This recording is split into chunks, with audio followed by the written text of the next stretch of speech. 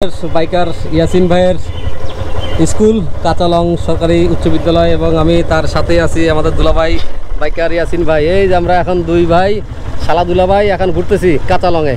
ওকে আমরা সামনের দিকে যাই ইনশাল্লাহ, দিকে আর একটু ঘুরি। আমরা ভয়ঙ্কর অফরোডিং করতেছি পাহাড়ে, সেই লেভেলের অফরোডিং। পুরাই মাটি, ভিজা মাটি, ভাঙাচোরা মাটি। ওই যে পিছনে আমরা উঠলাম পাহাড় দিয়ে।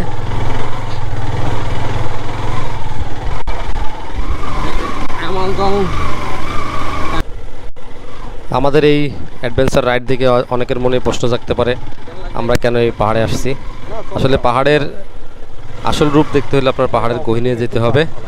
আপনি যত পাহাড়ের গহীনে ঢুকবেন আপনি পাহাড়ের আসল সৌন্দর্য তত বেশি উপভোগ করতে পারবেন। সেই লক্ষ্যে আমরা আজকে গভীর পাহাড়ের মধ্যে যাচ্ছি অফরোডিংয়ে। উঁচু এবং নিচু পাহাড়, এটা প্রচণ্ড খাড়া। এখন আমরা খাড়া পাহাড় উঠতেছি এবং এটা মাটির রাস্তা, ভাঙাচোরা, এটা স্লিপি, পিছলা, ভিজা মাটি। অ্যাডভেঞ্চার কিছু দেখতে হলে আপনাকে অবশ্যই অ্যাডভেঞ্চার রাইড করতেই হবে, তা নাহলে আপনি দেখতে পারবেন না। ইয়াসিন দিকে পারা গেছে, অন্য গুলো পারতো না। নামবো না, লাগবে না,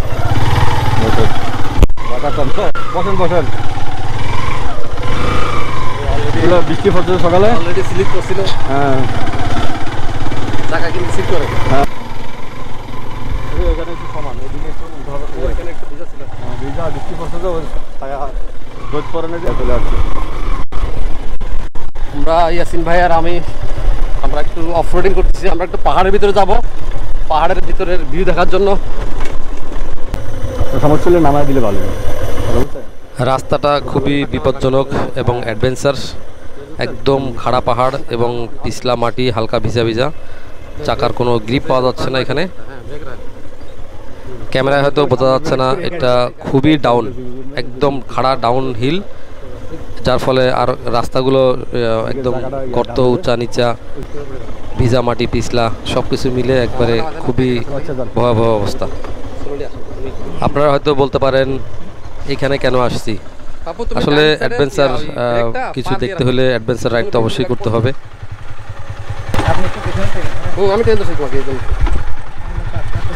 আমি পেয়েছি, তুমি শুধু আস্তে আস্তে একদম স্লোলি নামো, কোনো সমস্যা না। হ্যাঁ, এই গতিতে নামো, তাহলে কি তুমি ব্যালেন্স করতে, আমি ব্যালেন্স করতে পারবো, সমস্যা না।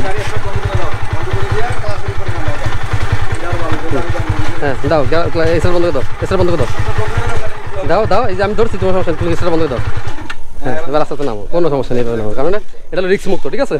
কিন্তু চালায় নামলে তুমি ব্রেক করতে পারছো না। Brake brake brake brake brake brake, hand পড়ে যাবে। না না, এত জোরে নামাতে হবে না, তুমি তখন হঠাৎ করে ব্রেক করলে গাড়ি স্লিপ করবে। ব্রেক ধরো, ব্রেক ধরো। চাকাটা ধরলে আরো বেশি স্লিপ করে। পিছন চাকা না, পিছন চাকা ব্রেক স্লিপ করে, সেটা তুমি গাড়ি কন্ট্রোল করতে পারবা। ডাইনে বামে পড়ে যাবে গাড়িটা, একটা কথা খারাপ। আর যদি সামনে চাকা ব্রেক করা, যদি সামনে চাকা ঘুরে যায়, পড়ে যায়, সেটা আর তুমি ব্যালেন্স রাখতে পারবে না শরীরে।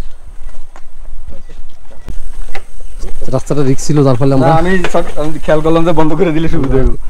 রাস্তা বন্ধ করে দিচ্ছি, পাহাড়ি নামন্তি।